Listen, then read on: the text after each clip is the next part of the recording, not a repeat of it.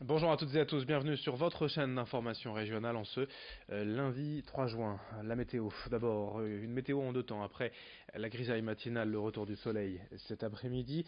Du coup, bien les températures sont en baisse, 21 degrés à Lille, 18 à Dunkerque et à Saint-Omer, 17 à Calais, Boulogne et le Touquet. Après un très beau week-end chaud et ensoleillé dans la région.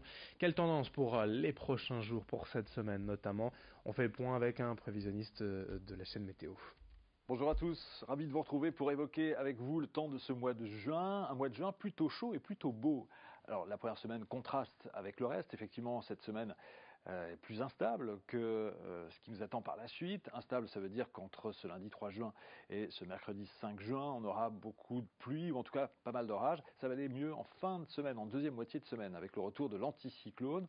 Mais donc c'est vrai qu'une certaine fraîcheur nous concerne dans les prochains jours. Si on s'intéresse à la période qui suit la Pentecôte après le 10 juin, l'anticyclone revient beaucoup plus majestueux avec de la chaleur, 23-24 degrés, et plutôt du soleil. Dans la semaine suivante, encore plus de chaleur, et peut-être aurons-nous en fin de mois, la dernière semaine de juin, un nouveau pic de chaleur avec peut-être jusqu'à 30 degrés dans la région. Dans l'actualité, justement, puisque l'on parle de la météo, de l'air ambiant, un peu plus frais. Aujourd'hui, heureusement, surtout de bonne qualité. L'indice Atmo sera de 4 sur 10 aujourd'hui dans les Hauts-de-France. C'est bien, mais c'est de plus en plus rare. Depuis plusieurs années ici, et notamment dans les grandes villes, les pics de pollution aux particules fines sont fréquents et les conséquences évidemment inquiétantes. La pollution serait en effet aujourd'hui en France la troisième cause de décès, après le tabac et l'alcool. 48 000 morts par an, 10 fois plus que les accidents de la route. Selon les études, les Français perdent en moyenne 9 mois d'espérance de vie à cause de la pollution dans la région. On perdrait même jusqu'à 16 mois d'espérance de vie à cause de l'air pollué. Explication au micro de Rémi Desremeaux. Les pics de pollution, on les considère déjà comme des événements dangereux pour les patients fragiles et puis les populations plus fragiles. Il est évident que ces pics de pollution qui étaient peut-être moins fréquents, on a l'impression qu'ils s'intensifient, qu'ils sont de plus en plus fréquents, qu'ils sont de plus en plus longs également en durée. Et donc ces pics répétés peuvent effectivement devenir à eux-mêmes des facteurs de risque de développer des maladies, au-delà du fait qu'ils sont des facteurs d'aggravation aiguë de maladies préexistantes. En ce premier lundi du mois, en ce 3 juin, il est temps de faire un point sur les changements habituels en France de début de mois, des hausses de prix, de nouvelles règles. Les nouveautés détaillées en plateau avec Rémi Desremeaux. Avec juin arrive l'été. Les jours se rallongent, tout comme les factures. La Commission de régulation de l'énergie a dû s'adapter au prix du marché.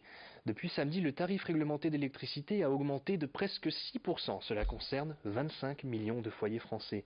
D'ailleurs, ce n'est pas fini puisqu'il sera suivi au mois d'août d'une nouvelle hausse, qui sera cette fois-ci de 1%, et ça sera lié au coût du transport de l'électricité. Le prix du gaz, quant à lui, devrait légèrement diminuer. On parle de 0,2 à 0,5% selon votre façon de consommer. Un autre sujet qui, lui, risque de fâcher, ce sont les déclarations d'impôts. Vous avez jusque mardi 4 juin minuit pour les remplir. Sinon, vous risquez une pénalité de 10% sur vos impôts. Faites donc très attention. Plus tard, le lundi 17 juin, ce seront les épreuves du bac qui commencent. Et les admissions en Parcoursup seront donc suspendues durant les épreuves écrites.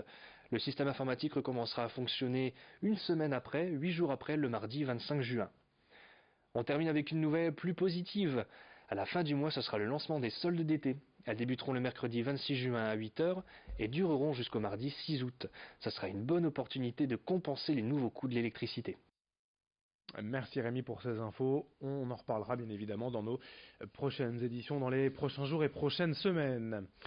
Autre sujet d'actualité, vous en avez sûrement une à la maison pour vous ou vos enfants. Les trottinettes ont envahi les rues et les trottoirs ces dernières années au point d'en inquiéter les dentistes. Selon leurs chiffres, les accidents ont augmenté de 23% en un an et les consultations pour une dent cassée ou abîmée à la suite d'une chute en trottinette sont devenues fréquentes, selon ce médecin dentiste.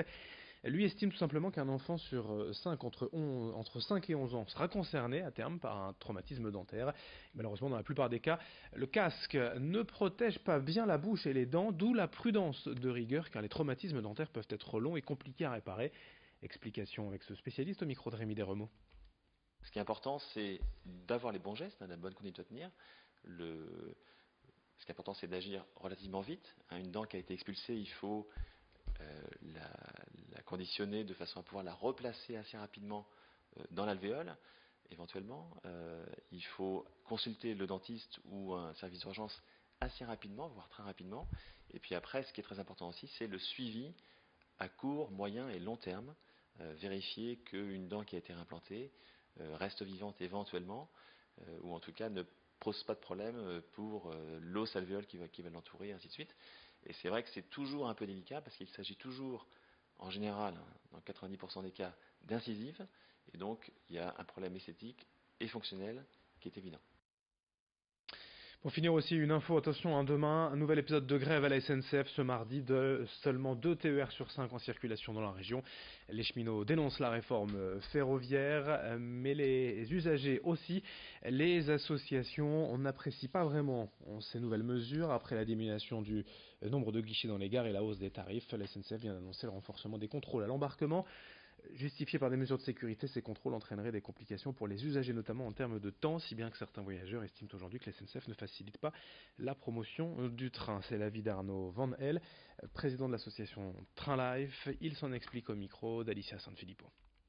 On continue aujourd'hui ce travail un petit peu de distanciation entre le client et l'usager, où on lui apporte simplement des accès à Internet pour acheter ses billets, où on va lui mettre de plus en plus de contrôles. Et finalement, avant on disait la SNCF, faites-nous aimer le train, faites-nous. Aujourd'hui c'est l'inverse. Aujourd'hui on est plutôt à se distancier du train. La grève SNCF ce mardi, demain donc dans la région, 2 TER sur 5 en circulation. Pas de perturbation en revanche du côté des TER-GV et des TGV. Toutes les infos concernant la grève SNCF ce mardi, la circulation des trains près de chez vous sur les sites et applications dédiés, notamment sur ter.sncf.com/Hauts-de-France. Fin de cette édition, merci à vous de l'avoir suivi. Dans un instant, à suivre vos prévisions météo, puis d'autres infos.